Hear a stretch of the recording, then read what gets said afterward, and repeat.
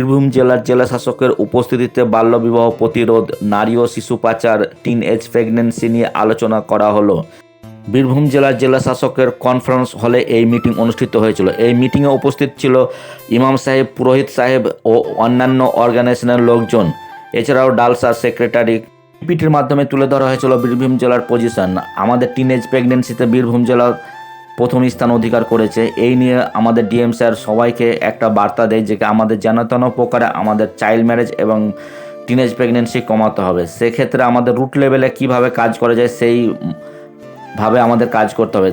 পাশাপাশি মৌলবী এবং ইমাম সাহেবদের পাশাপাশি পুরোহিত সাহেবদের জিজ্ঞাসা করেন কিভাবে বাল্যবিবাহ প্রতিরোধ করা যায়, তার যদি কোনো সলিউশন থাকে তাহলে আপনারা জানাতে পারেন। সেই হিসাবে পুরোহিত সাহেবরা বলতে শুরু করেন এবং ইমাম সাহেবরাও বলেন, কিছু পরামর্শ দেন। তার দৃশ্য আপনাদের সামনে তুলে ধরার চেষ্টা করছি আমি।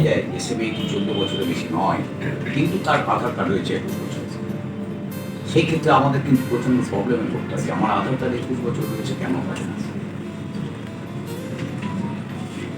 এইটা স্যার কী করে বন্ধ করা যায় সেটা দেখলে একটা সমস্যা। আধার কার্ড কিন্তু স্যার বহু নকল আছে, তখন আমরা খুব বিপদগ্রস্ত হয়ে যাই। ভাবিদের বয়স হয়ে গেছে, আপনি কেন বাল্যবিবাহ নিয়ে ইমাম সাহেবকে জিজ্ঞাসা করেন কয়েকটি কথা, তার আমরা দৃশ্য আপনাদের সামনে তুলে ধরার চেষ্টা করছি। এইরকম পর পাবো কিনা, ভালো ব্যবসা করে, এটা একটা কারণ যার জন্য 13, 14, 15 মধ্যে বিয়ে দিচ্ছে। এগুলোই মানে মূল কারণ। এবং গরিবী হালাক, পরবর্তীতে পাবো কিনা বা টাকা পয়সা থাকবে কিনা, এটা একটা ব্যাপার, এটা উদ্দেশ্য। তাই যদি হয়, অস্বীকার করছি না, সব গরিবের বাড়িতেই কি 18 বছরের নিচে বাচ্চাদের বিয়ে হয়ে যাচ্ছে? সে পড়াশোনা শেখাচ্ছে কিংবা 18 বছরের পরে তাকে বিয়ে দিচ্ছে, কেন? সব বাড়িতে মানে এটাও ঠিক, সব বাড়িতে বিয়ে হয় না, এটাও ঠিক।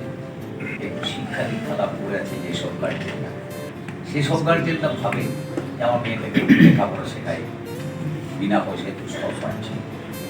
সেই সব ক্ষেত্রে স্যার হয় না। তারপর পাশের বাড়িতেও কিছু দাদা কাকা বাবা থাকেন, তারা এক করেন এবং দেখান, তাদের পড়াশোনার সহযোগিতা করেন, তাদের পরামর্শ নেন। তখন স্যার সেই বিয়েটা আটকায়। তিনি বিয়েতে রাজি হতে পারেন না, তাদের মানসিকতার পরিবর্তন হয়ে গেছে। এমন তো বেশিরভাগ মানুষই রয়েছে যে এখন এই পরামর্শটুকুও দিতে চায় না, যে যা করছে। কিন্তু যখন বিয়ে হচ্ছে তখন দেখ অল্প বয়সে বিয়ে দিলে দেখবো অ্যারেস্ট করিয়ে দিচ্ছে। এই যে একটা ব্যাপার। কিন্তু বিয়ের আগে তো স্যার সে বলছে না, কোনো ক্লাস হচ্ছে না, এইগুলো দিও না, এখন লেখাপড়া করাও, মেয়েদের ভবিষ্যৎ আছে, বা তার শারীরিক একটা ডেভেলপমেন্টের ব্যাপার আছে। এগুলো থেকে বেরোতে গেলে আমাদেরকে উচ্চশিক্ষা দিতেই হবে। এখন তো অসুবিধা নেই স্যার, এইগুলো নিয়ে আমার মনে হয় ক্লাসের প্রয়োজন। মানুষ এখনো পর্যন্ত এটা থেকে অনভিজ্ঞ। আবার এমনও হচ্ছে অল্প বয়সে বিয়ে দিচ্ছে, আজকে বিয়ে দিল, কালকে ডিভোর্স হয়ে যাচ্ছে, মর্মান্তিক পরিণতিতে দাঁড়িয়ে যাচ্ছে। মেয়েটির অসুখ হয়ে যাচ্ছে, তখন আর তাকে দিচ্ছে। এই যে আমাদের এগুলো সম্পূর্ণ স্যার শিক্ষার অভাব, মানুষের জ্ঞানের অভাব, এছাড়া কিছু। কনফারেন্স হলে উপস্থিত সমস্ত ব্যক্তিবর্গের সঙ্গে ডিএম স্যার পুঙ্খানুপুঙ্খানু বিস্তারিতভাবে খোঁজ খবর নেন। বাল্যবিবাহ কিভাবে বন্ধ করা যায় সেই সমস্ত বিষয়ে আমরা পেয়ে গিয়েছিলাম। আমাদের বিভিন্ন ধরনের স্কুল থেকে আগত টিচারদেরও স্যার জিজ্ঞাসা করেন যে কীভাবে কীরকমভাবে আমরা বাল্যবিবাহ প্রতিরোধ করতে পারি। যদি কোনো সলিউশন থাকে আপনারা আজকে শেয়ার করতে পারেন, কারণ ডিএম স্যার আমাদের সচরাচর এই মিটিংয়ে সবসময় উপস্থিত হতে পারেন না। তো আজকে যেহেতু উপস্থিত হয়েছিলেন, প্রতিটা স্কুল টিচারকে ধরে ধরে জিজ্ঞাসা করা হয়েছিল। তো আমি তার কিছু দৃশ্য আপনাদের সামনে তুলে ধরার চেষ্টা করছি যে আমরা কিভাবে এই সলিউশন পাবো, আমরা চাইল্ড ম্যারেজ বা টিনেজ প্রেগনেন্সি কিভাবে কমাতে পারবো। তার যদি কিছু সলিউশন থাকে তাহলে আপনারা জানাতে পারেন। আমরা সেইভাবেই এই টিনেজ প্রেগনেন্সি এবং বাল্যবিবাহ কমানোর দিকে এগিয়ে যাব। কারণ আমাদের রাজ্যের মধ্যে আমরা এখন প্রথম এবং দ্বিতীয় স্থানে চলছে টিনেজ প্রেগনেন্সি এবং বাল্যবিবাহ বিষয়ে। তাই আমরা একটু আপনাদের কাছে সলিউশন চেয়ে আমরা সেইভাবেই এগিয়ে যাব, একটা রুট ম্যাপ তৈরি হবে, সেই রুট ম্যাপ ধরে ধরে আমরা তখন এগিয়ে যাব আমাদের যে লক্ষ্য সেই লক্ষ্যে। তো আমরা কিছু স্কুল টিচারদের কাছ থেকে কিছু কথা শুনে নেব। আমাদের স্কুল থেকে আমরা বেশ কিছু চাইল্ড ম্যারেজ আটকেছি। এখানে আমাদের চাইল্ড লাইনের বন্ধু আছেন, জানেন। সেক্ষেত্রে মেয়েরাই আমাদেরকে হেল্প করেছিল, নিজের বাড়ির কথাও তারা আমাদের গোপনে এসে বলেছে। কি অর্থাৎ অ্যাওয়ারনেসটা কিন্তু হয় আমাদের, অন্তত আমাদের হাই স্কুলে, হায়ার সেকেন্ডারি স্কুলে, বিশেষ করে আমি লাভপুর ব্লকে আছি, আমাদের ওখানে যে অন্বেষা ক্লিনিক আছে, খুব সেন্সিটাইজ করেন, ব্লক ইত্যাদিও খুব সাহায্য করেন।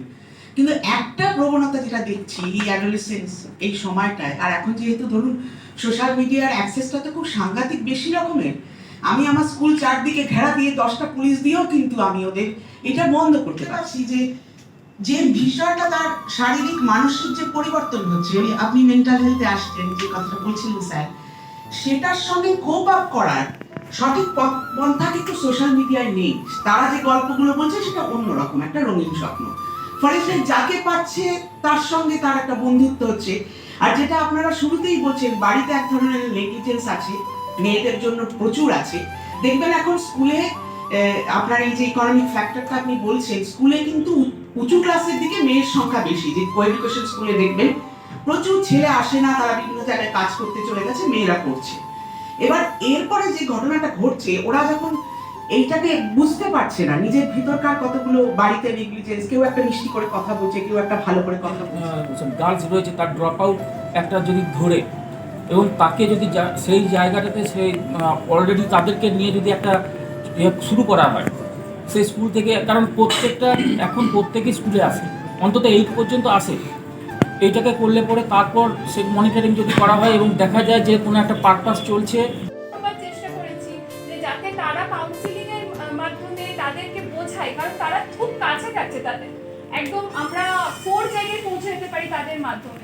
কিন্তু সেখানে আমরা কিছু জায়গায় যেমন বাধাপ্রাপ্ত হয়েছি, যে তারা কিন্তু যেটা ভাবছি যে যদি আমরা এই চাইল্ড ম্যারেজটাকে আটকাতেই হয়, একটা প্রিভেনশনের জায়গায় কেন না নয়, মানে আমরা প্রিভেনশনটাকে করতে চাইছি। মানে যদি আমরা কোনো অ্যাক্টিভিটির মাধ্যমে, সেটা ফুটবল হোক, একটা মোটিভেটেড যে হ্যাঁ। অতএব অন্বেষা ক্লিনিকের যারা কাউন্সিলর, দুজনের একজন স্কুলে কিন্তু যায় এবং স্কুলে গিয়ে কি করে, মেনলি 8, 9, 10 এবং 11, 12 এই কয়েকটা শ্রেণীতে, যেটা মেনলি অ্যাডোলেসেন্ট পিরিয়ড যেটা, সেখানে ওরা কিন্তু এই ব্যাপারে আলোচনাও করে। ডিএম স্যার সকলের উদ্দেশ্যে একটা বার্তা দেন যে উপস্থিত যতজন অফিসাররা আছেন বা সেকেন্ড অফিসার থেকে শুরু করে টিচাররা থেকে সবাই আছেন, কোনোভাবেই যেন বাল্যবিবাহ না হয়। বাল্যবিবাহ কমলে আমাদের টিনেজ প্রেগনেন্সি কমবে, অতএব বাল্যবিবাহ দেওয়া যাবে।